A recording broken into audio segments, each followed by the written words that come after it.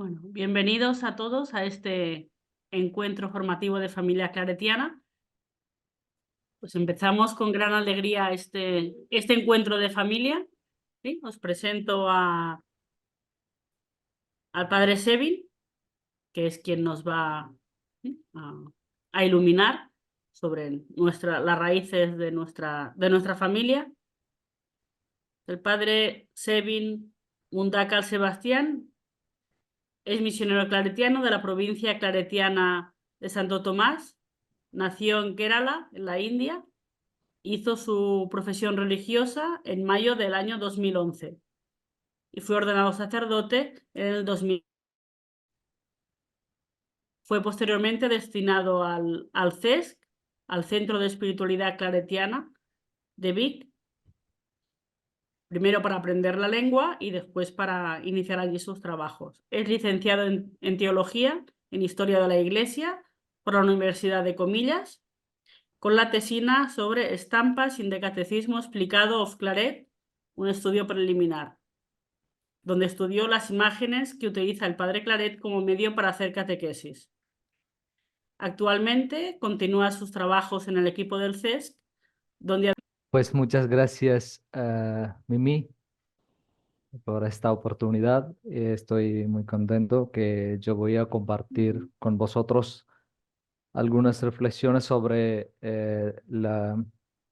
los fundamentos históricos carismáticos de la familia claretiana, y yo voy a hablar en inglés. Uh, Thank you so much. I'm really happy to be here with you. This is the first time that um, I come to this platform, and I'm really happy to see you all, and most welcome to this presentation. So let us start with the presentation. I will share the slides in English. I do not know whether I need to give. There are some translations. You don't need it in Spanish. You can even present the document. I suppose I do not know how it will function. I think I can only present the slides in English, I suppose. So, Claretian family, historical and charismatic foundations. So Mimi gave a small introduction about me. I work in CESC, Centro de Espiritualidad Claretiana Center, Claretian Spirituality Center. So this is our group.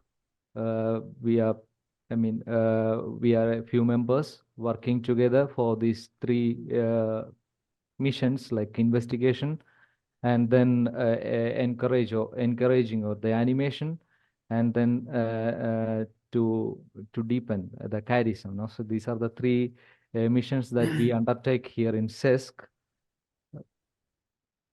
And let us come into the theme. In this brief presentation, we do an analysis of the solid historical charismatic foundation of the Claretian family, gaining a deeper understanding of its dynamics and effectiveness in collaborative mission. The exploration of the history and charism of this religious family promises to enrich the personal and life experience of those who engage in it, while at the same time helping to enhance the effectiveness and the apostolic impact of its effects.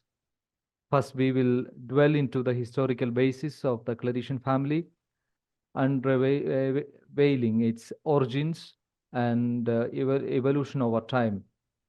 We will then explore in detail the charismatic traits that constitute the core of its spiritual identity and drive its missionary work. This analysis will provide a comprehensive view of the rich heritage and contemporary vitality of the Claretian family. I just present here a picture. I think you all can see. This is by Father Viñas. So he is the one. While we go deep into the theme, we will see the personality of Father Viñas in formulating the Claretian family. But this picture is by himself. Father Vinyas, and here we can see the presentation of the Claretian family.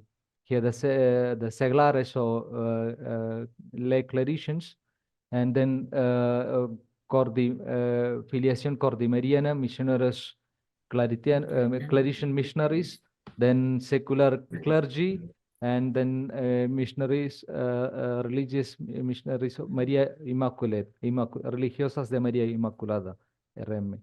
And then we can see different branches, the 8 branches that we have in the Claretian family, the institution, missionaries of the institution, Claretian institutes, missionaries of Saint Anthony Mary Claret, sisters of sisters, then and then the religious, the missionaries of Mary Immaculate. So these are the 8 branches that we can see here. And this is a really a beautiful presentation of the Claretian family. And in this discussion, our main focus will be on these following topics: the historical foundations, then members of the Claretian family, and the charismatic foundations. So the same picture I just, before we start with different themes, I just request you all to meditate a few minutes in a prayerful way this picture, because this picture speaks a lot about our identity, our history, our charism, etc. So let us dedicate maybe 2 or 3 minutes in silence to reflect upon this picture.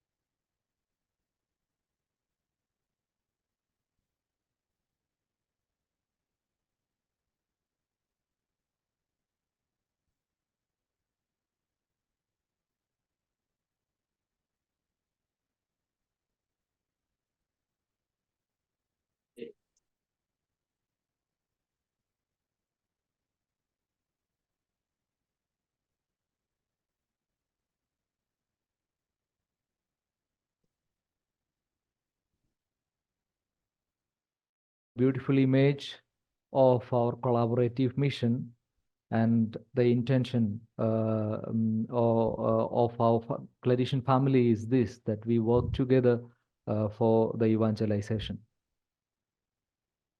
So the first topic is the historical foundations. So the first question is, who invented the Claretian family? It's a natural question. How came this? No, is it something artificially created, or does it have only superficial relationship with its branches? To answer these questions, we need to look into its historical foundations. So first of all, the point of query falls on Claret to explore its roots. No, so the first roots in Claret, the roots of the Claretian family are in Claret himself. As a person who lived in the 19th century, he became aware of the needs of his time and worked and organized different projects and foundations that together could contribute the evangelization. So he considered that the people of his time required evangelization due to the complex political and religious circumstances prevailing in Spain. A lot of difficulties that Claret encountered. So my professor also is here, so that's why I'm a bit nervous, Father Carlos Sanchez. So he is the one who taught me Claretian history. So the problems that the evangelization faced during the time of Claret, the Carlist wars, and then exclavation and confiscation of the religious goods, then illiteracy was a problem, lazy clergy, and then poverty. So all these problems came together. The political, religious, and social problems came together and molded the thought patterns of Father Claret in his missionary activities. That's why he was looking and thinking in a very different way, in different dimensions, in order to do an effective evangelization. So we need to know this to understand exactly why Claret was thinking about this organizing different methods of evangelization. So the first thing I would like to highlight is of 1835, a key year of confiscation and then the exclaustration of religious from Spain. The bankruptcy of the government, the leader, Minister Juan Alvarez Mendizabal, to confiscate the assets of the church. The big beneficiaries are the bourgeoisie who brought large properties, no? And then later on, the exclaustration happened. It seeks to weaken the church as much as possible. Exclaustration of 200 and 24,000 religious, and the prohibition of new professions, priestly and episcopal ordinations, etc. Ban missions and preaching. Then Espartero, he's a progressive who maximizes attack on the church. He represses all moderate criticism and bombs Barcelona. He was exiled in 1843. But and then lack of regular preachers with this exclaustration and these political difficulties, confiscation, etc. There were lack of preachers. In this context, the regular preachers who were usually priests or priests of the congregation, they were not there present in Spain and were affected by these restrictions. This created a significant vacuum in the field of preaching, and Claret really experienced it, no, during this time. 1835 is the year he was ordained a priest, and he was in Sion, dedicating as a parish priest or assistant in his own village, and then later on he went to Rome and then came back. So once he came back, he understood the need of the place, no. They needed preachers and missionaries. And then this created a significant vacuum in the field of preaching, as many of the religious preachers were banned or exiled. So he intensified his efforts. In response to this situation, Claret intensified his efforts, devising, organizing plans and projects aimed at filling this empty space and continuing the work of evangelization at the time in front of these challenges. So importance of working together. The Claret, for Claret, this represented a significant challenge to the traditional way of carrying out the evangelization through religion. Faced with this situation, Claret felt the need to explore new avenues of evangelization. He sought to create a kind of apostolic activity that did not necessarily originate as an intentional or direct creation, but which became a response to the prevailing circumstances and importance of working together in groups. So that's why we say that the roots of the family, Claretian family, is in Claret himself. Claret was thinking the moment that he came back. Maybe from 41, he started thinking about, even before, when we speak about the concept of collaboration in Claret, we can see even before Claret was thinking about doing mission and doing his work together. So this political, social, and religious atmosphere of the time, 19th century Spain, affected him to mold his thought patterns and making effective methods for evangelization. Then Claretian family, although the idea did not materialize at the point of history, we know this moment, it laid the foundation for what would eventually become Claretian family. The various branches of this religious family became rooted in the spirit and vision of Claret, seeking innovative ways to carry out their evangelizing work amidst the challenges that arose in an ever challenging changing situation, religious context. So the first thing in roots in Claret, we will speak about the projects and foundations that Claret had and Claret realized, and then the concept of collaboration in Claret. So in this aspect of roots in Claret, we try to focus on how would be the historical foundations for the Claretian family happened. So the projects and foundation, the history of the projects and the foundation by Father Claret would give us a clear vision about the roots of this endeavor in Claret himself. That his vocation and apostolic and missionary spirit tried all possible means to evangelize a society extremely in need of evangelization. So in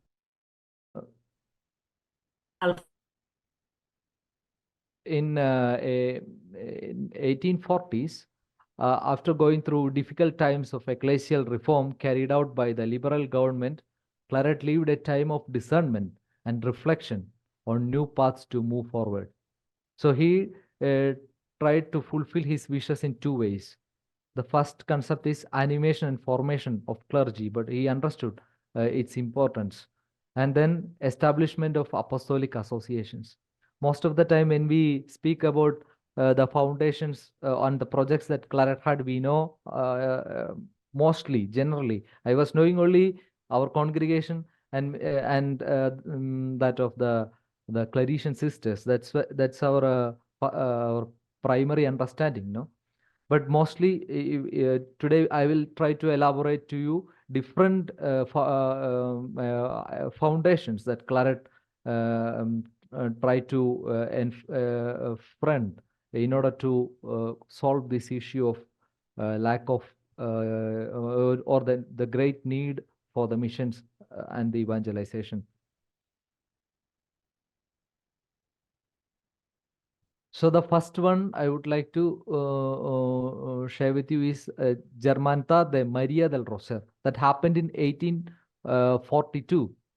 He was sent by his superior to this place. The photo I put here is of the Juan Dolo. So he was residing here in this parish, and once he reached there, he planned his project of founding this Germanidad de Maria del Roser.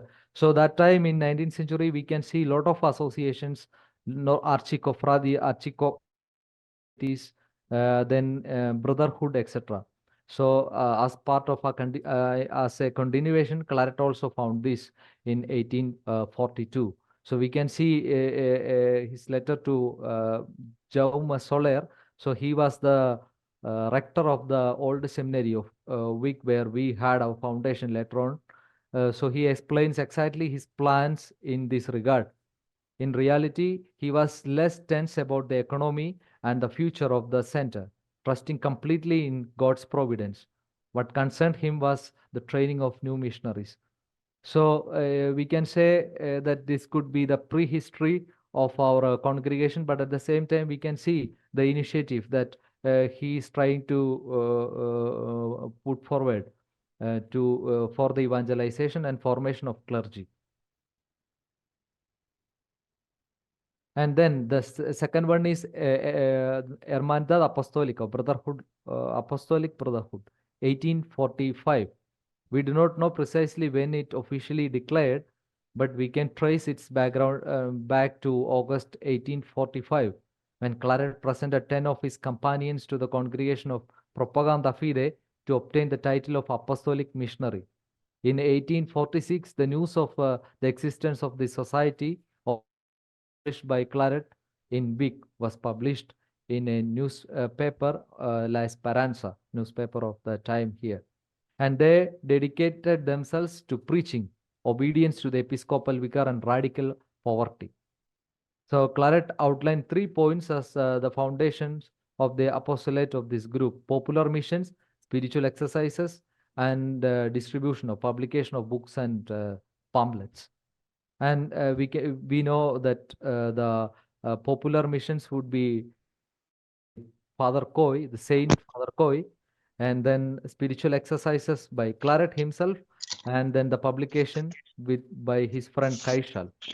It's important to see that three of the co-founders of the congregation appear in the list of the members of the fraternity: Esteban Sala, Manuel Vilaro, y Domingo Fabregas. So next one is Hermandad de Jesus y María, Brotherhood of Jesus and Mary, 1847. We do not know if it is a new name of the previous company. The main difference between the Apostolic Brotherhood is that there was a strict community life for all its members. As part of having his dream intact, in the Claretian manuscripts, we can see an embryonic form of the constitutions for an apostolic congregation, where we can see the name of the congregation as the Brotherhood of Jesus and Mary. And the objective and the occupation of the Brothers of Jesus and Mary is to go out in mission and give retreats. Then Hermandad de Santísimo e Inmaculado Corazón de María, it's 1848. This was only a project. It did not realize its foundation, but it was really a beautiful project that Claret had, and to bring together the priests, lay people, and women who were called diaconesses under the project of this apostolic association or brotherhood. He was dispersed by the rejection of it by the Archbishop of Tarragona, because he uses the word deaconess or diaconessa.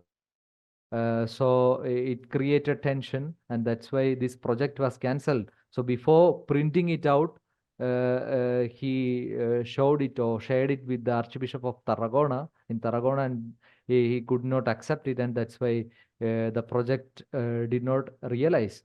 But when we consider the mission together as a Claretian family, so this is a typical example. In all others, we can see the priests or different others, the friend circle coming together. But here we can see the involvement of women and laity, not only the priest, no?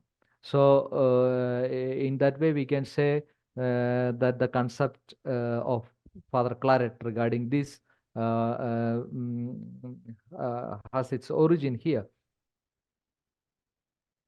Then our congregation, I just don't want to elaborate a lot. Congregation of the Missionaries, Sons of the Immaculate Heart of Mary.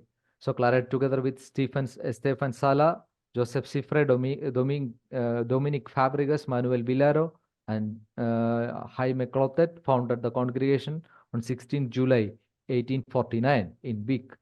They started it as a mission house of Vic, starting with spiritual exercises. The congregation is made up of missionary priests, brothers, and students who share the same vocation. So from the very beginning of the congregation, we had this mixture. So I think in 2 or 3 months, the first brother entered into the congregation. So it's not only of the clergy, but also of the brothers and students. Now all together we do the mission. And then Hijas de Santísimo Inmaculada Corazón de María, Filiación Cordimeriana. So they are part of the Claretian family now, but we can trace back its origin to this time of Father Claret. No, in 1850, Claret published a small book, The Daughters of the Most Holy and Immaculate Heart of Mary. The ideal of that he proposed was almost revolutionary in his time: to leave the fullness of the consecration to God in the middle of the world, side by side with the people of his time, having the heart of Mary as cloister. In Claret's time, it was not possible to see his dream come true, and his Cordimerian filiation would only be a spring that was born in silence. But the life of that spring, almost a century later, would emerge strongly in Plasencia. In 1943, a group of Claretian missionaries picked up Claret's idea and proposed it to a group of young women as a standard of life. The same thing happened in other places in Europe and America. In 1947, Pope Pius, the dream of the Saint Anthony Mary Claret already has its channel within the church. On November 21st, 1973, Cordimarian filiation is approved as secular institute of pontifical right. So that was actually a plan of Claret himself, religious in house, religious in houses. No, so the secular institute was born, realizing the dream of Father Claret. So that's why I mentioned here in 1850. Then RMI, Religious of Mary Claretian Missionaries, sisters. So the together Mother Maria Antonia Paris and Saint Anthony Mary Claret, driven by the Holy Spirit, founded this institute on August 25th, 1855 in Santiago de Cuba. The Claretian missionaries were born in the church to be a new order, but not new in doctrine, but new in practice, through the experience and proclamation of the gospel to contribute to the constant renewal of the church. This inspiration was born from a long search for the will of God on the part of Mother Maria Antonia, shared intensely with Father Claret in prayer before the crucified Christ. From a passionate love for the word and sensitive to the needs of the world and the church. Then Academy of Saint Michael. The Academy of Saint Michael, and this is the stamp of the Academy of Saint Michael, designed by Claret himself. No, this picture. The Academy of Saint Michael was blessed by Pius IX on 28th February 1859 and approved by Isabel II on 16th March of the same year. It was an association of artists, writers, and men of science at the service of evangelization. The project of the Academy of Saint Michael was an association of writers, artists, had been dreamt by Claret in Cuba before his return to the peninsula. In order to spread the good doctrine and to oppose the errors of the time, he thought that a joint work of different people from different backgrounds and professions would help. The plan of the Academy of Saint Michael. So I just read the words of Father Claret. It is a precious thing that men found of the study of the ecclesiastical sciences, lovers of Catholic religion, and desirous of the spiritual good of their brethren, should also, as children of light, endeavor to associate in order to promote the sciences and the arts on the religious side, and for the attainment of such holy and lofty ends. Gathered together in a literary and artistic society, they will be able to unite their efforts to combat errors, to propagate good books, and with them good doctrines. So how beautiful it is, no? When we think the prophetic, how prophetic and visionary Claret was, to think about such an association of laity. We can even trace back this element to the movement of lay Claretian movement that we have present here in the family. So joining together all the lay people working in different realms of the society, artists, writers, scientists, etc., coming together for evangelization. So now at present, we can easily relate it to the synodality. We all come together for the evangelization. Archie-Confraternity of the Sacred Heart of Mary. Archie-Confraternity of the Sacred Heart of Mary is another foundational venture from Claret, which shows his concept of evangelization in a synodal way. Brief history of the origin, progress, graces, and instructions of the Archie-Confraternity of the Sacred Heart of Mary, written by him in 1854, makes the picture clear. Responding to the question of a certain Joseph about membership of the Archico-Fraternity, he says, no one is excluded. Men, women, young and old, ecclesiastics and laymen. Everyone, everyone can enter the confraternity, and if only everyone could. Not only does he project a vision that confirms everyone, but he also shows his desire that we all enter and work together under the protection of the heart of Mary. So this I have taken it from the book Breve Noticia del Origen Progreso, Gracias e Instrucciones de la Archicofradía del Sagrado Corazón de María. So this is a book by Claret. Then in another book called Reglas del Instituto de los Clérigos Seglares que viven en comunidad. So the rules for the Institute of secular clergy live in the community. So, published in 1864, he speaks about 3 orders. So the Sons of the Heart of Mary, secular clergy, and faithful devotees of Mary, or the lay devotees of Mary. So coming together, all these 3 elements form one unity in order to work together for the evangelization. And this is really very interesting thing to note, no? These regulars. There are opinion that it is attributed to Claret, because in the bibliography that we have, Claretian bibliography that we have in the autobiography, we don't see it under the authorship of Claret directly. It is only attributed to him, but this idea is really interesting to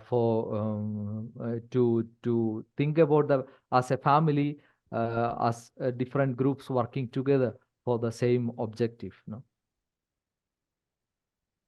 Then Claretian lay movement, I place it here because all these 3 Archicofradia, the Confraternity of Heart of Mary, Academy of Saint Michael, and these last 3 orders from the Regulars. So they moved to this element of Claretian lay movement, which was founded or came into existence, approved later on, but we can find the traces here.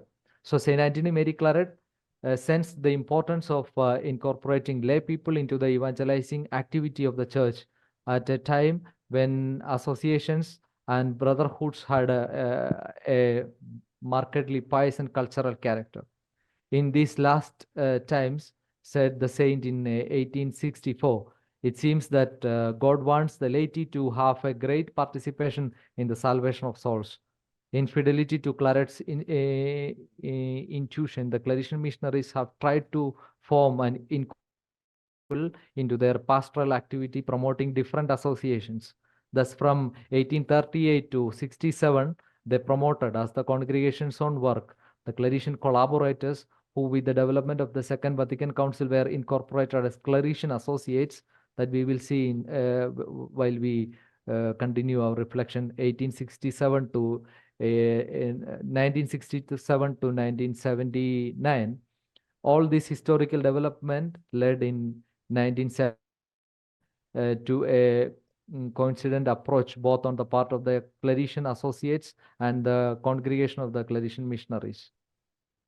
The same year, the process of forming the Claretian lay movement began. It was established as such in its first General Assembly held in Villa de Leyva, Colombia in 1983. On April 20, 1988, it was recognized as the Pontifical Council for the laity as an international association of the faithful of private law. So this is actually the description given by its General Secretary Miguel Angel Sousa. So I just would like to connect it to the previous 3 projects and foundations that realized Claret himself. Then we will now go into the aspect of collaboration. So the concept of collaboration in Claret. Now, Claret had a very clear image of collaboration for the best results in evangelization. He considered this method as an effective one to do the mission. We can now interpret this as a synodality. Many of his foundational impulse was his concept of collaboration. Most of his work could have been done by himself. He could do it alone, but he was very constant in inviting collaboration, and this can be seen throughout his life from the childhood.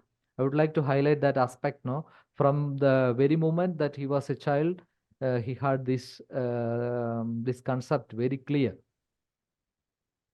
So I have 4 points that I would like to tell you. One is an example as a child. Second one as a parish priest in Sion. The third one as a apostolic missionary, and the fourth one as a founder of the as the congregation of missionaries. No? So as a child, he decorated. So when we speak about Claret as a child, so he used to go to catechism classes. So he had a catechism book. So he mentions it in the autobiography. He used to decorate that with some images, and his catechism teacher invited him to explain it in front of all. So he also asked the collaboration of other children to explain it in the on a Sunday mass. That's what he speaks in his autobiography, and also the biography written by Father Clotet. So this is he from that moment itself he was inviting collaboration in order to realize his just to connect it to his childhood. Then, being a parish priest of Sion in February 1839, he invited 4 parish priests to preach with him in the town during the Lent in Sion itself. He invited 4 of them come together to give or to preach in Sion. No? So there we can see another aspect of collaboration. And then in mission in Tarragona in 1846, so autumn winter time with Don Manuel Villaro, our co-founder, together with a layman, his name was Miguel Itter. We can see correspondence to this Miguel Itter. He was a very good collaborator to Father Claret in his missions. And he used to carry in a donkey. That's why I put the cartoon or the caricature of this particular episode. So he used to go on a donkey carrying the books to distribute during his mission, etc. So this is another important element of collaboration. And then in Cuba, he brings with him a missionary team with which he forms a community. We all know the famous Beehive. He is accompanied by Father Villaro as secretary, co-founder, and we can also see some religious, some Franciscans, and the other clergy who accompanied him from here, from Catalonia. And he worked everything in collaboration. He didn't want to do it alone. He himself, no. So incorporated the people who were close to him to realize the mission.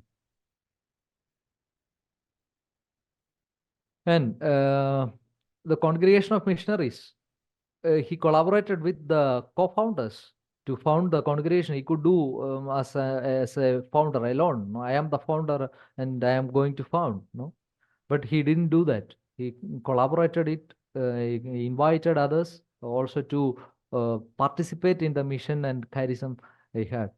Then Mother Antonio Paris and her companion to Cuba to collaborate with him in relation to teaching, and then and together with them they founded the congregation in 1855.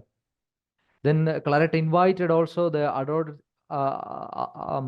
adoresses of the Saint Michaela to the congregation of Saint Michaela to Cuba to collaborate in the diocese, but they didn't realize the invitation, but he invited. And then the Bedrunas were also invited to collaborate with him in the mission in the hospital of Montserrat in Madrid. And they collaborated, and we have a lot of history of the collaboration with them. And then Libreria Religiosa, so the religious bookstall was founded by him in collaboration with Kaishal and Palau in 1848. So all this we can see collaboration, and there is an unending list of Claret's collaboration. I just put in this side of the slide. There is a very long list of Claret's collaboration with others that we have no sufficient time to deal with all of them. For example, with Father Coy and his congregation, Dr. Midja, Blessed Jose Jostos, Saint Micaela de Santissimo Sacramento, Saint Josefa Sancho Guerra, etc. So, lot of collaboration. He was very clear that we need to work together for the evangelization. He was very, very clear. That's why he was making all possible means of this type of collaboration and working together. We are members of a missionary family. The time of looking at each other and analyzing differences has passed. The present moment asks us to leave the gift of God by collaborating. This is the words of Aquilino Bocos. I say, and then Claret was a forerunner. His commitment was always to add and to coordinate efforts in missionary work. That is the words of Gustavo Alonso. So these all are invitation for all the members of the family. We are brothers and sisters to do the mission together, following the roots. Now we can see in the roots of Father Claret this aspect of foundation, doing together the mission, and the concept of collaboration is very clear, I suppose.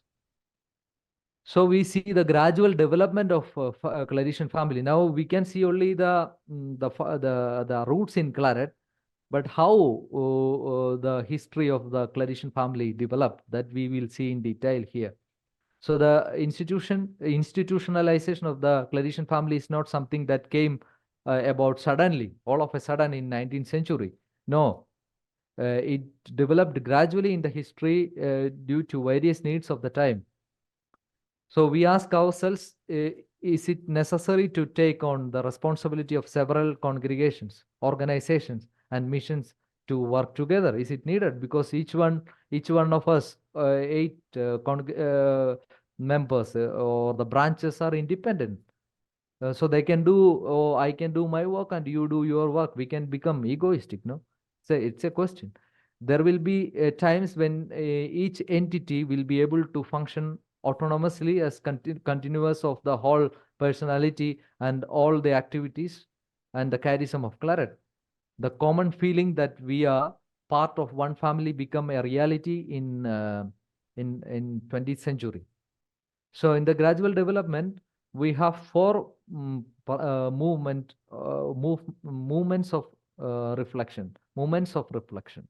Movements of reflection. The first moment of reflection is the concept of our sisters, and the second one is general chapter of 1937 and Claretian collaboration, and then third one is Peter Schreiger and Claretian family, and the fourth one is Claretian family encounters. So to know, this is in connection to know the personality of Felipe Maroto. So he was the general superior of the Claretian missionaries from 1934 to 30. In 1900, he began to study canon law in Rome and was appointed professor at the faculty of San Apollinaris. He became a world famous jurist. And he was one of the initiators of the magazine Commentarium Pro Religiosis. And I think Father Carlos Sanchez, he told me that during that time, the Claretians in Rome, they were known as Marotines. So that's how, if I don't get mistaken. So he told me that, no? And as a postulator, he had the joy of obtaining the beatification of Father Founder. No? He was also elected Superior General in 1994. So he moved the General Curia to Rome. He had to face the tragic events of Spanish Civil War, and on July 11th, in 1937, Father Maroto died at the age of 62, a victim of the pain caused by the martyrdom of so many missionaries in Spain.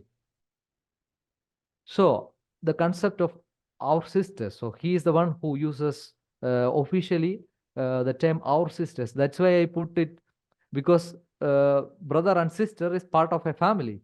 So this is where we can see the first time we get an idea that we are a family, and we are a Claretian family.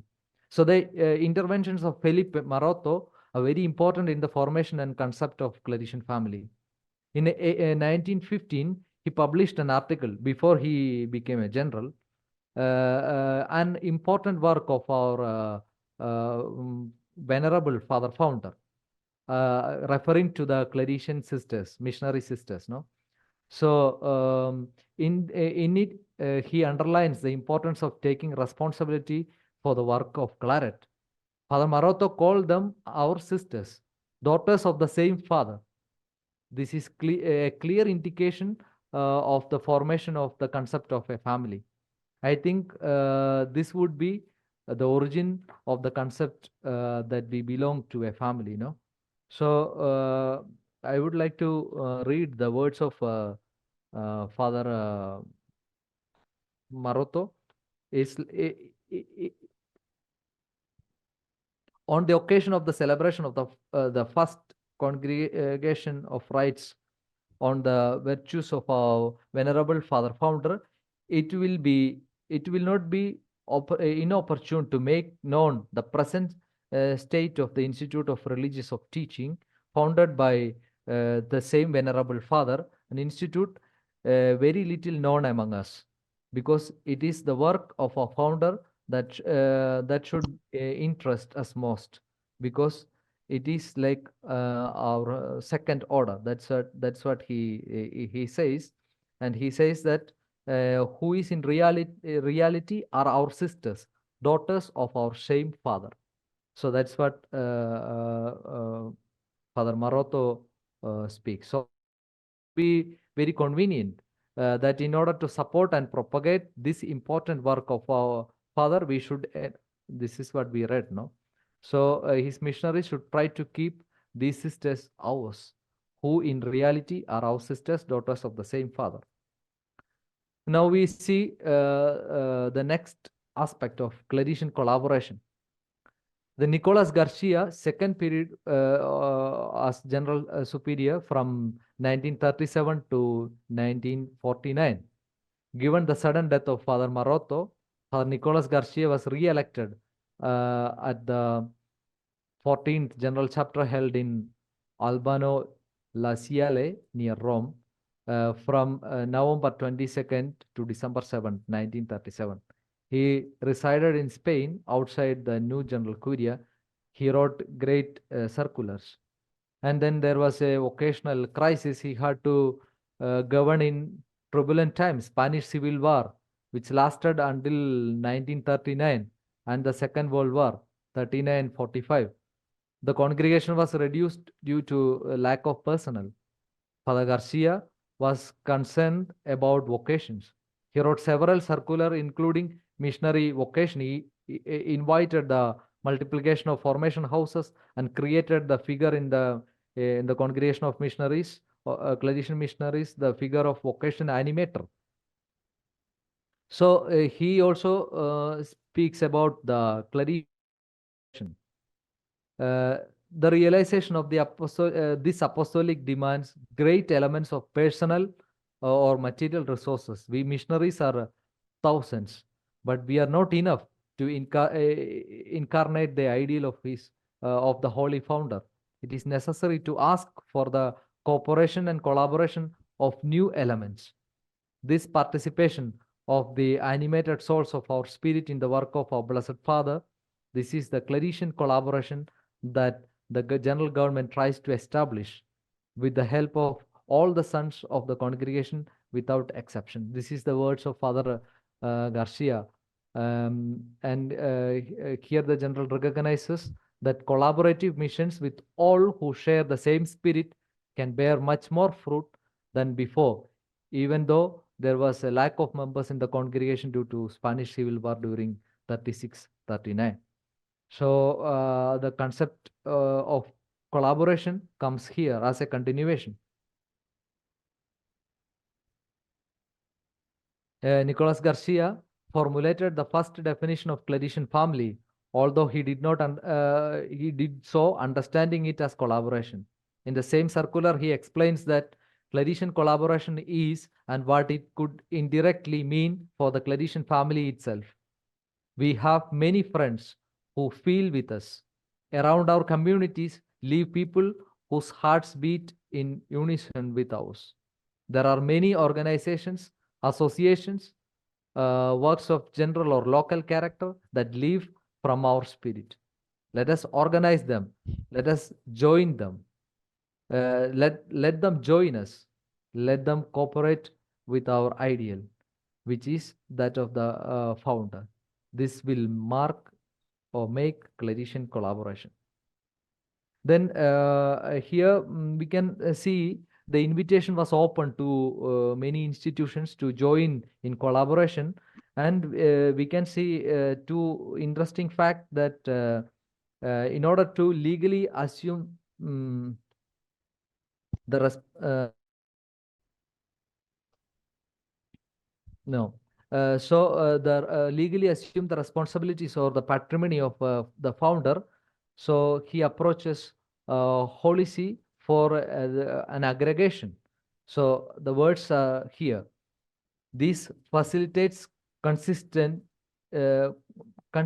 being able with pontifical authority to add to our congregation those souls who are imbued with our spirit and who seek to favor the congregation and its works, and by these decrees they are incorporated into the congregation.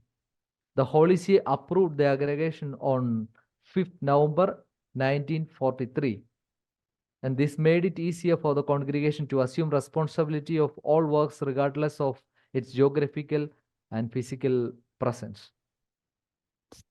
Then we see the terminology of Claretian family.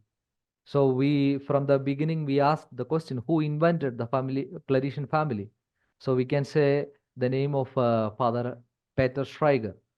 So he was a superior general from 1949 to 67.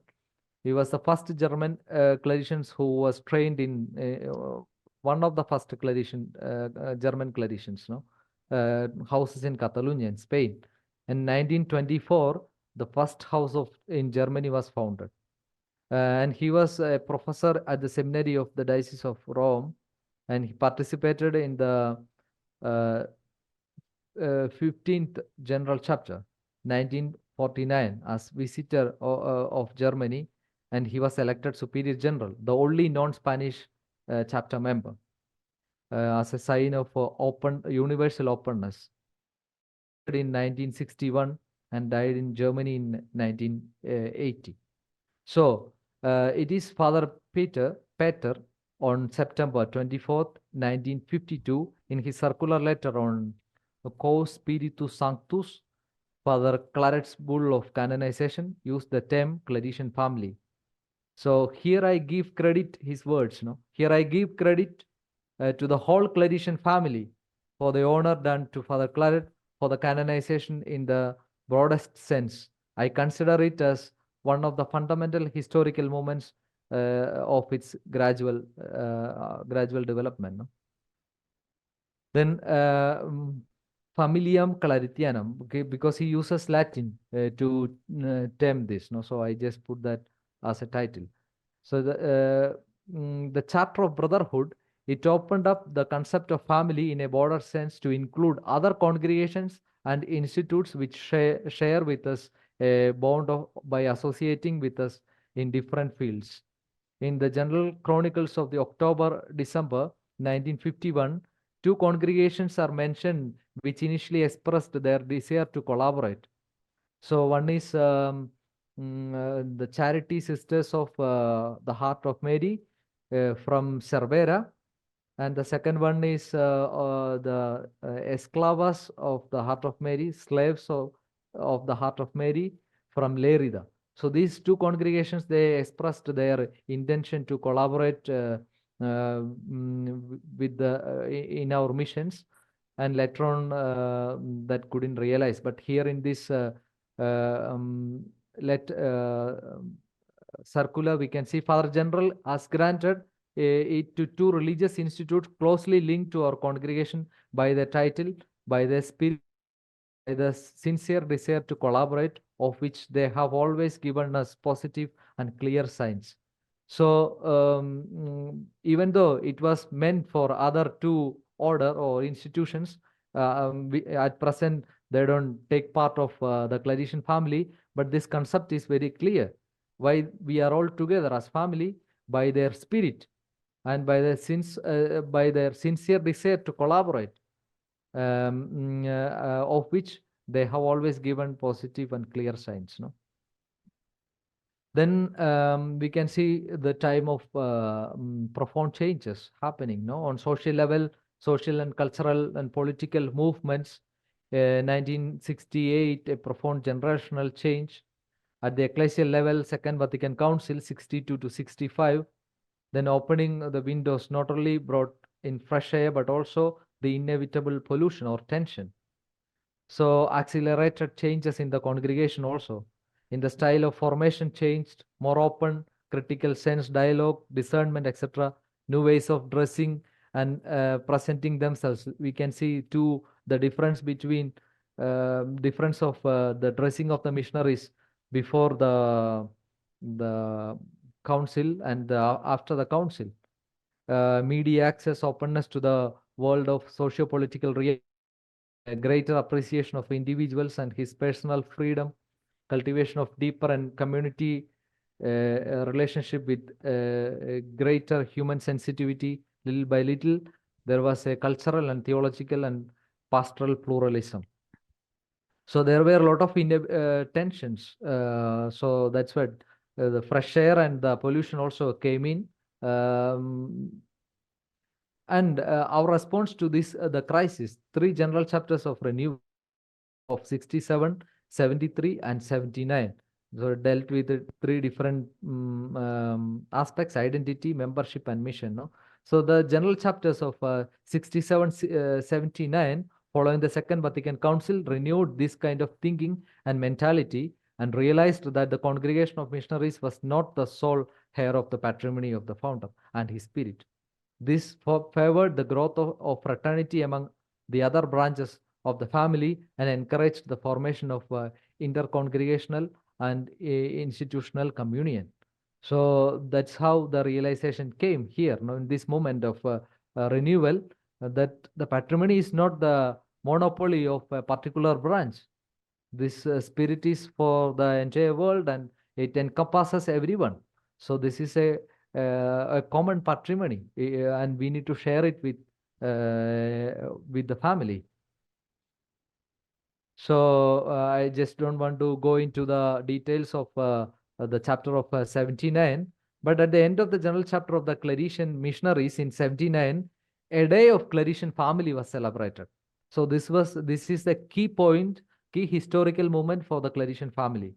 So 7 of 8 current branches participated for the first time in this encounter, and the decision was made to have a meeting of entire Claretian family every 4 years somewhere in the world to deepen the shared charism, shared historical experience and purpose. The family actions for a better evangelizing service. Here this figure of Father Gustavo Alonso is from our General Superior from Argentina. is very important in this aspect because he was elected superior general from 79, and from there on, all the encounters of Claretian family, the initial encounters were headed by Father Gustavo Alonso. So I just place it as a person who is very important for Claretian family. And we mention him here because he is who promoted Claretian family encounters.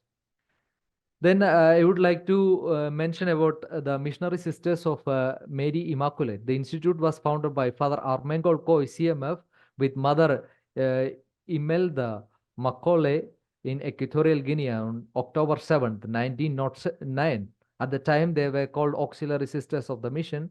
Their mission has been to evangelize Africa, a continent full of contrast, collaborating with all those who seek the transformation of the world according to the God's designs, especially in the with the bishops and the missions of young churches of Africa. They collaborate in the human and Christian development of African women. So this is part of the Claretian family. So they take part in the mission of the church from 1909. Then Cody Marian Missionary Sisters. So they celebrated 100 years of their presence last year. So on March 1921, Miss Carmen Serrano Rugama, a very humble woman with great love for God and Heart of Mary, founded the congregation in Mexico. She had received inspiration in 1913 through Father Julian Coye, CMFA, a fearless CMF, a fearless and tenacious man, an exemplary priest of the Congregation of Missionary Sons of the Immaculate Heart of Mary. Both were tireless catechists and very zealous for the glory of God.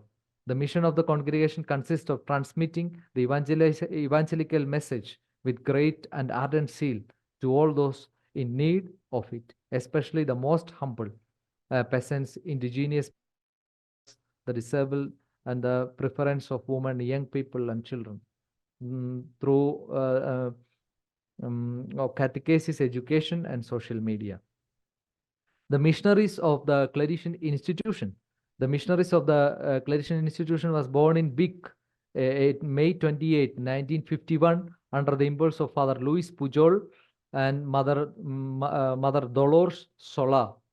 In Claretian, the Claretian Institution is a religious congregation was born from the experience of the spirit lived by the founder, Father Pujol, in the style of Claret.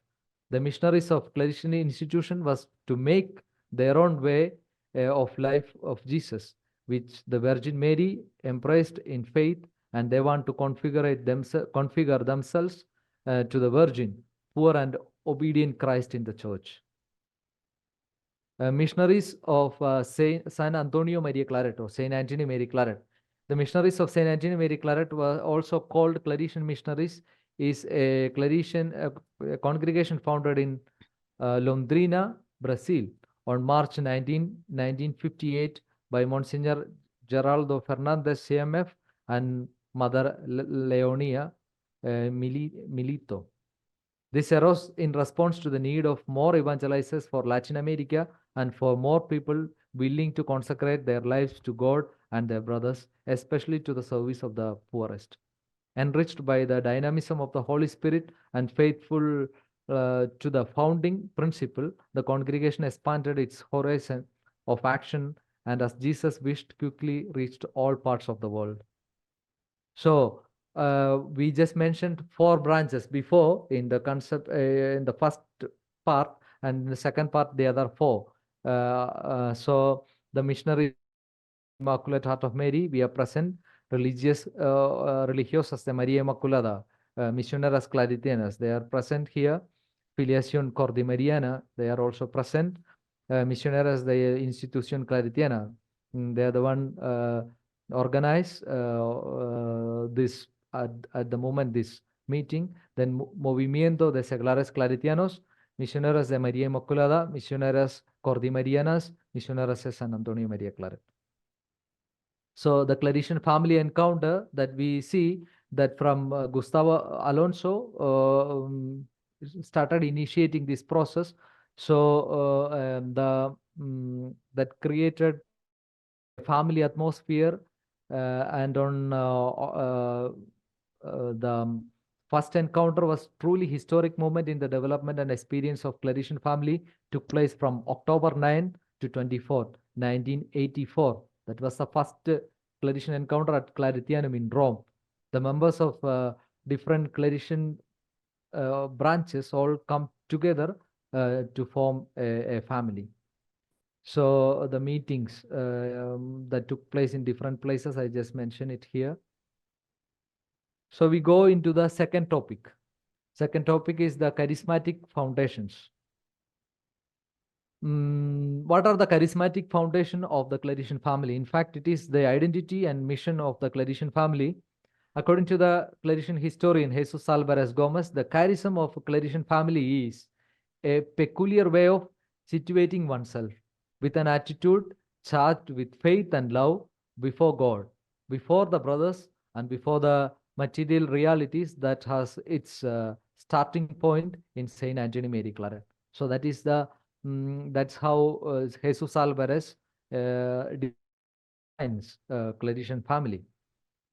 So very interesting to see the words of John Paul II on the feast of Saint Claret in 1984, when all the Claretian family present for the first encounter. I now greet all the Spanish-speaking persons and groups, in particular to the members of various institutions and movements that from the Claretian family gathered in Rome for the study of their own charism.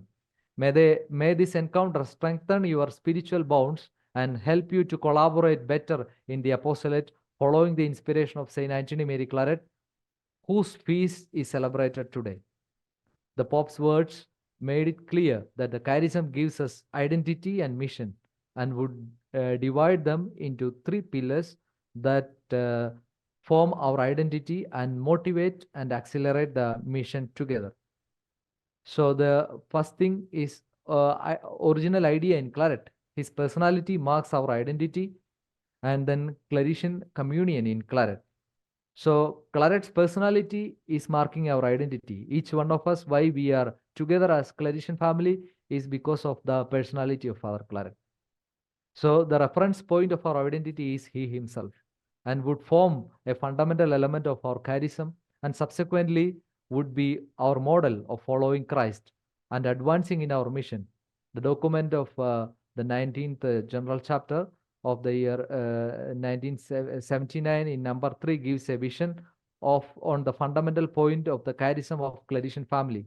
Something fundamental unites us. The same person who is at the origin of our vocation is at the origin of yours and shapes both. We have different ways of being Claretians. From the convergence results a true Claretian communion. So Claretian communion in Claret. We share the Claretian communion in Claret, and thus his personality marks our identity and collaboration in evangelization and mission. In the apostolate, the aspect of collaboration and joint work in mission and evangelization is manifested. Father Postius is also a very important figure.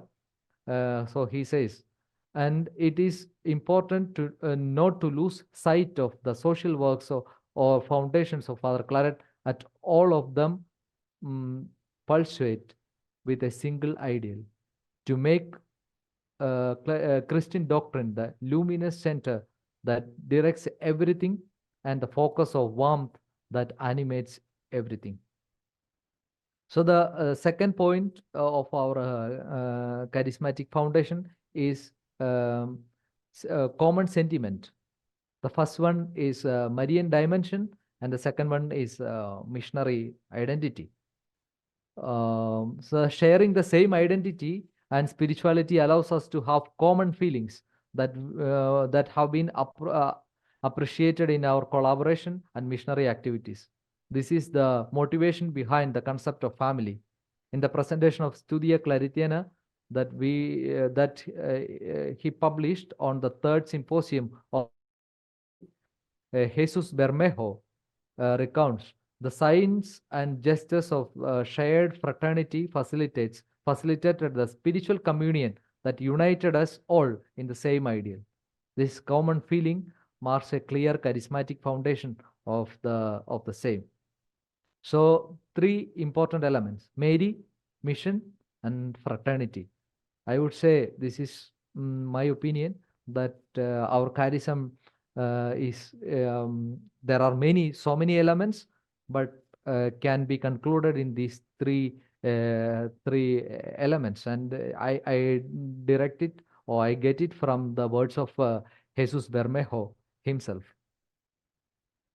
because he says the charismatic strengthening, the bonds of fraternity have been strengthened, feeling ourselves more intimately sons and daughters of Mary, and more brothers and sisters in him who, by a special gift of the Spirit, has been and continues to be mediator of grace and model of apostolic life.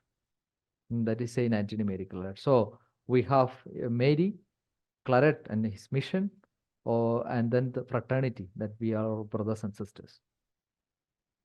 So the first aspect is Marian devotion dimension. Mary is undoubtedly a common factor among all the branches. If you evaluate all the branches, we have Mary, and this gives rise to a strong charismatic experience. Claret himself experienced and expressed clearly in his writings, words, and actions his strong filial feelings towards Mary. Out of devotion to Mary Most Holy, I added the sweetest name of Mary, because Mary Most Holy is my name. Most Holy is my mother, my godmother, my teacher, my director, and my directress, and my all after Jesus.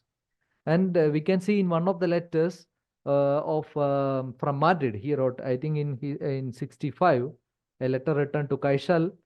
He writes not Madrid, but Mary there in his letter, no, in the original manuscript. So it's because always thinking about Mary, his mother, he writes Maria, not Madrid. So that shows his intense connection to Mary. Then missionary identity. This dimension gives us another common element of identity. Indeed, another fundamental charismatic feature in the formation of the Claretian family is the missionary dimension. No one can ignore the apostolic missionary that Claret was. God grant that the vital contact with Saint Anthony Mary Claret may awaken in us ever more intimate with true roots of our missionary identity. So all branches of Claretian family possesses these characteristics following the charism of Father Claret, apostolic missionary. The constitutions and statutes of the institutes and organizations movements underline this missionary dimension, giving it great importance. So the mission requirements. So this is very actual, because Claretian family is in a process of its molding. No, it's not a finished product. We are all part of it, and we are all living it and making it happen. So we cannot say that it has a history and a charism and it is complete. We don't have any position. No, we all come together, and together we move forward doing mission. No, so in this aspect of mission requirements, there we come together, not only in the encounters of Claretian family, but these encounters are to do mission together. So that's what I understand. So we need to come together in our missions, in our spiritual journey as followers of Christ, following the example of Claret. So the first element is synodality, and then the second one, working together. So in today's world, the church insists on synodality and collaboration in its entire process of evangelization and mission. And this is a necessity of the time in order to remove exclusivist tendencies, that this mission is mine or this mission is ours. No, this is ours. All together we do. No, and to open up possibilities of working together and direct collaborations in mission. There could be problems, difficulties, because we all come from different autonomous institutions or movements, but coming together, it will create difficulties. but because we together work and move forward in order to create the atmosphere and the dream that Claret had. We also believe that the existence that we have lived in these days must be extended to other levels, creating the basis for a more effective collaboration in certain fields, such as vocational ministry, formation, shared pastoral projects, etc. This is actually taken from one of the encounters of Claretian family. So we are in a process of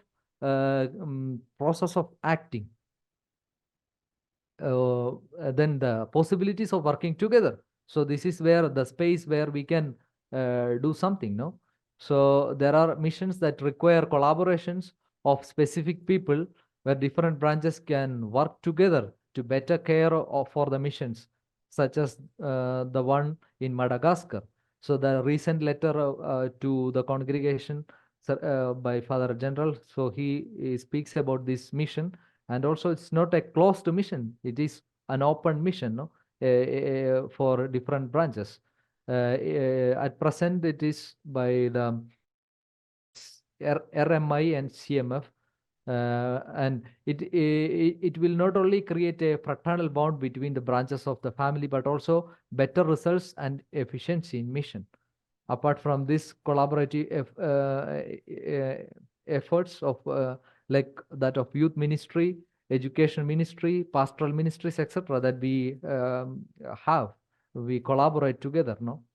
But these possibilities should be extended, in my opinion, and I think most of you participate here. I think around 134 participants, maybe also have the same idea of the possibilities of working together, no? So I just would like to quote Querida Congregation. This is the general chapter document of the Claretian Missionaries, number 13. The mission, shared mission with the other members of the Claretian family in different areas and geographical zones is expanding more and more. There are also many people who, without identifying with any branch of family, feeling strongly in tune with the spirit of Claret.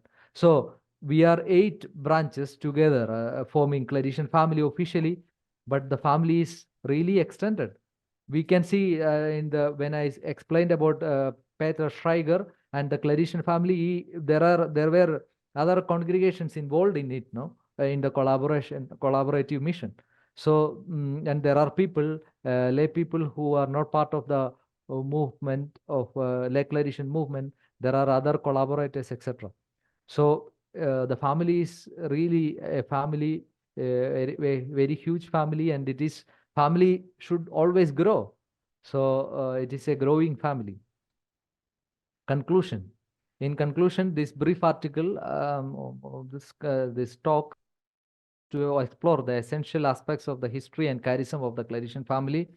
One of the most inspiring aspects is that the Claretian family is not simply an invention of someone at a specific moment in history, but has its deep roots in the figure of Saint Anthony Mary Claret, its founder, and springs from it our own spiritual essence. This represents a significant motivating factor for the young members of Claretian family, as it allows them to connect with the tradition that goes back to its founding origin. So the 4 points I would like: the gradual path of formation of the Claretian family. We are part of its consolidation. It is not a consolidated element, but we are consolidating it, no? And motivating to collaborate in the mission. So it gives us a motivation, I suppose, no? From Claret we can see, and all throughout the history, they're asking or all are recommending this element of collaboration, Claretian collaboration.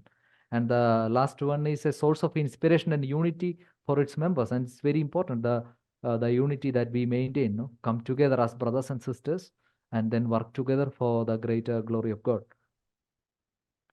So I conclude here, and we have, I do not know what is the time, I didn't see. So it's 3:30 now here. It's one, and I do not know how many. Mimi, Sister Mimi, I do not Sí, know how can we Sevin, organize it. pues Yeah, muchas gracias. sí. ¿No? Nos ha ayudado a encontrar nuestras raíces profundas de sentido suyo y nos ha animado de cara al futuro. Mm. Yo creo que habíamos previsto un trabajo por grupos que yo creo que no va a dar tiempo, ¿no? Pero sí que sería bueno abrir un turno de palabras para por si, pues, ¿no? Quien tenga alguna Sí. pregunta o si te parece, Sevin. Yo tengo algunas preguntas here. I have a few questions here. To if you want, it's not just to elaborate or maybe you can if it is open, you can ask questions or we can respond to certain situation, etc.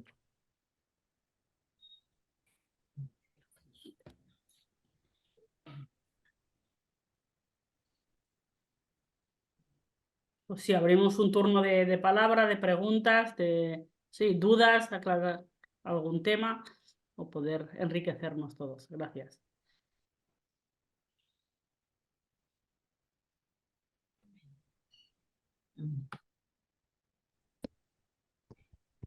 Yo quisiera, es Angélica Lombardo de Panamá, quisiera felicitar al exponente o al facilitador por tan magnífica charla que nos ha dictado. En realidad ha ampliado nuestro marco de referencia en relación al caminar de la vida y misión del Padre Claret, ¿no?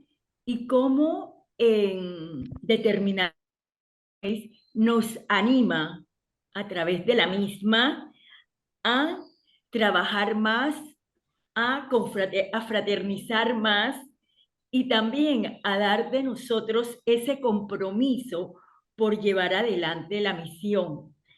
Cabe resaltar algo. Nosotros acá en Centroamérica estamos haciendo unos talleres de formación, porque la formación es un hoy para toda persona que trabaja o misiona, ¿no? Entonces, este precisamente era un tema, es un tema que tenemos para el taller de abril y nos ha ampliado para abordarlo desde diferentes miradas.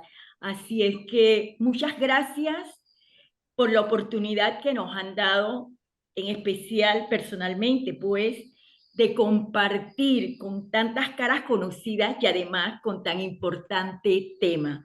Muchas gracias.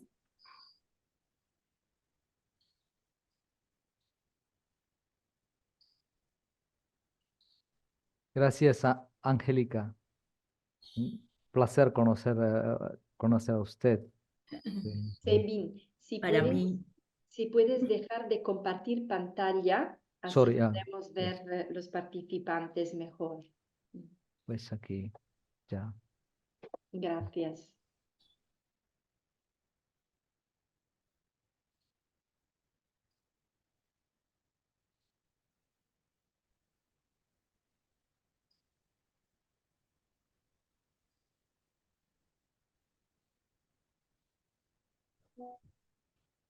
I just have one clarification. Yes. Jude. Yeah, yes. Yeah, thank you, Sabine, for this wonderful talk and expansion of this topic. In the foundations of 1864, you mentioned 3 orders. Yeah. Yeah, the Sons of the Heart of Mary, secular clergy, and faithful devotees of Mary. I just wanted to know, what are our sources and traces of the claims that we can link it to Father Claret? And so far so good, what has happened to, have they been suppressed, gone into extinction, or are they still existing? You know. No, for the moment they don't exist, like different orders, no? So, but I heard somebody telling that a group, a secular clergy, a diocesan priest approached Cardinal Aquilino Bocos to elaborate this plan of secular clergy to live in communities to follow as a second order, no? So they wanted to elaborate it, no, this plan. But there are, because this work in the autobiography is not, the Claretian bibliography is not under the title of Claret, no, even though they accuse it to Claret. So we do not Claret, no? So we do not know it's exactly the original idea of Claret. But when we look into this context of Claretian family, it's not like different orders in the same institute. No, that is not going to happen. But this is like working together, not like the orders that we have. Franciscans, they have first order, second order, third order.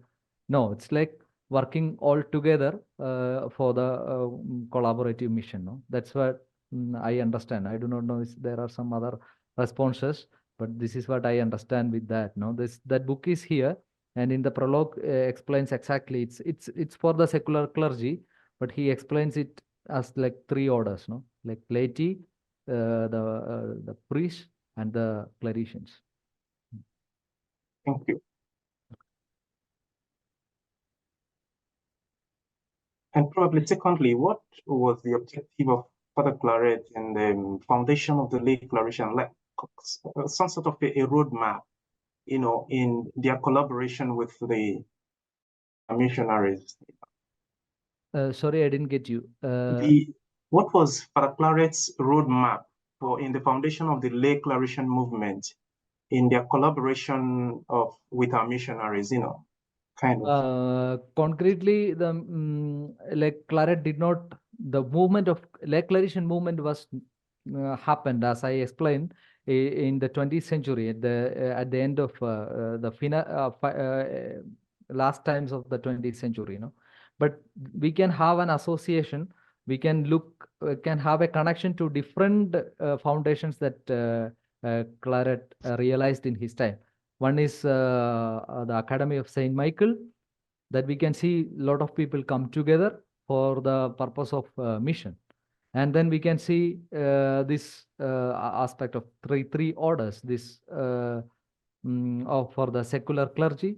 And we can also see the Brotherhood of the Immaculate Heart of Mary, where all the people come together for the purpose of evangelization. But we cannot, when we apply to our congregation, we don't have any direct, connection to that. But we can see the incorporation of laity to our mission, even in the mission of Claret himself, no? And we can see for example, the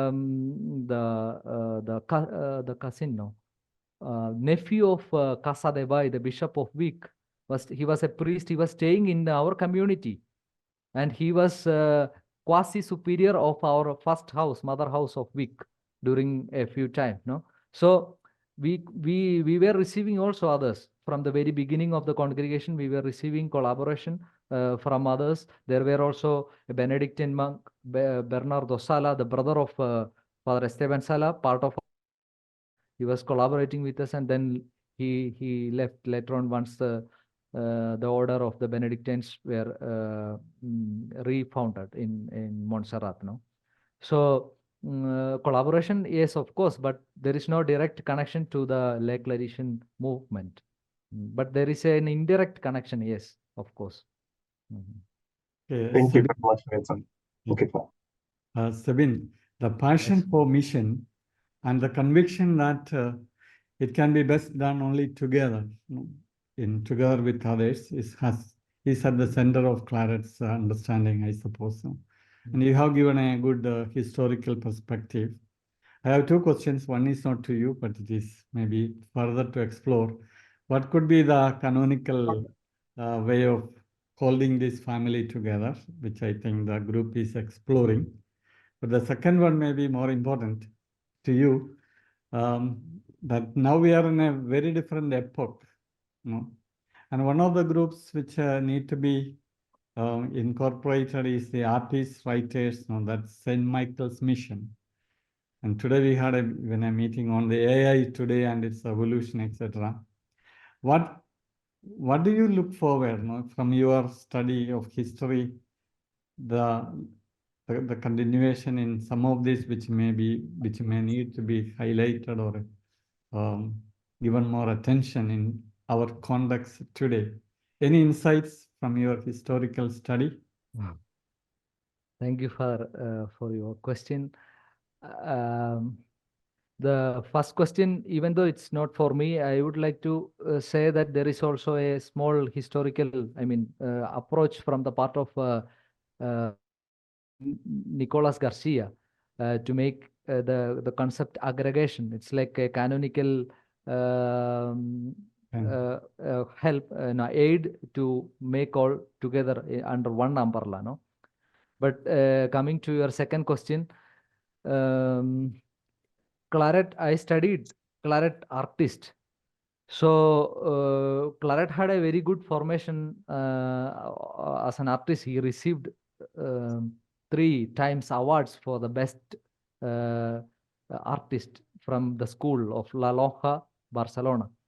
So Claret, from that moment, he started working as a missionary. He made use of all his capacities, all his talents, and his abilities for the mission. Even asking for collaboration is part of making use of all possible means to evangelize. So I think this aspect of making use of artists, scientists, or the writers, or all other people with different qualities, incorporating art into evangelization is very Claretian. And we need to promote that. I think from the lay Claretian movement, they have this concept, I suppose, because I have seen many in Sevilla or in Spain coming together. There are a lot of professional scientists, even artists who come and collaborate, and then they come together and do the mission. No? So we have this in SESC, we have some souvenirs prepared and by the lay Claretian movement. No? So I think this is a very very interesting idea, and it's very Claretian too to do that from an artistic perspective, our evangelization.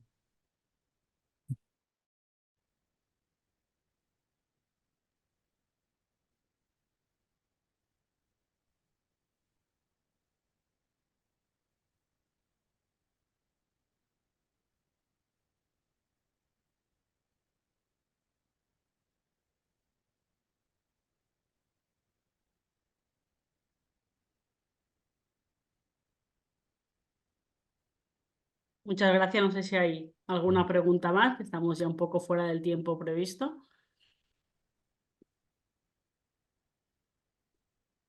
Respecto a los estatutos que preguntaba, ¿sí?, el padre Macio, pues bueno, se ha hecho un trabajo desde el último encuentro de familia claretiana. Están ya en borrador, en manos ahora, ¿no?, de quien los pueda, sí, pues iluminar, ¿no?, ver el proceso, ¿no?, pues que estén de acuerdo con el derecho canónico, pero sí que es un gran paso adelante como familia claretiana poder tener, ¿sí?, pues unos estatutos que nos ayuden a estar siempre unidos y al servicio de la misión en esta gran riqueza que es formar parte de una familia donde cada uno aportamos desde nuestra identidad, nuestra forma de ser y de estar en el mundo, pues para que Jesús sea, ¿no?, pues más conocido. Pues si no hay más preguntas, lo dejamos aquí. Agradecer, ¿no?, este trabajo, este estudio, este tiempo para compartir, a los traductores, ¿sí? Y bueno, por aquí te aplauden. Yo creo que ahora podemos poner cámaras, abrir micrófonos para podernos saludar y crear estos lazos de familia. Muchas gracias a todos.